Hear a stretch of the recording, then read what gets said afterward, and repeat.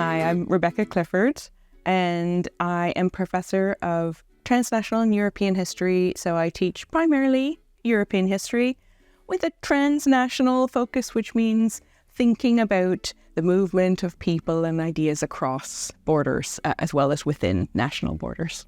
All my recent research has been on children who survived the Holocaust.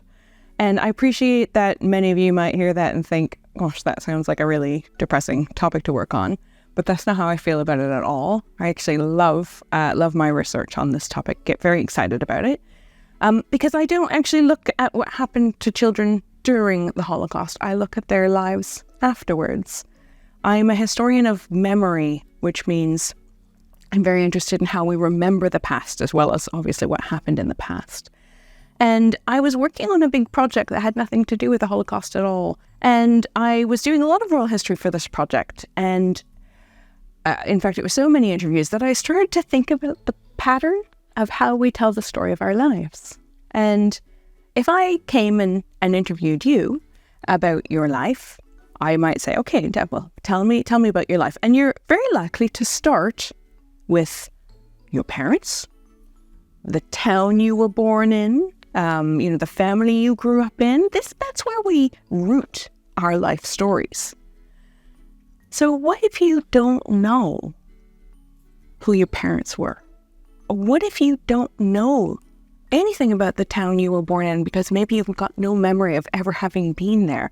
If you don't know those fundamental things about your kind of origin story, then how do you explain who you are? That was the question that really motivated my work. So I have a book called Survivors, Children's Lives After the Holocaust, and that was published in 2020. And that's really the key question driving that book. Took a look at a group of 100 children who survived the Holocaust and try to probe how they make sense of their lives when they can't remember where they came from. Maybe have no memory at all of their parents, no memory of their families, no memory of their points of origin, and then how they explain themselves. And, the short answer is, it's really hard to do that. It can be a lifelong struggle. For anyone who's interested in applying to Durham, I want to really, really stress that anyone and everyone is welcome here. And if you love studying the past, I guarantee you will have a very fulfilling experience. Really engaging discussion in the classroom, really scintillating conversations with their lecturers and with each other. I haven't been at Durham very long. I'm coming up on 2 years at Durham. And I've worked for a long time in other universities, so Durham's still new to me.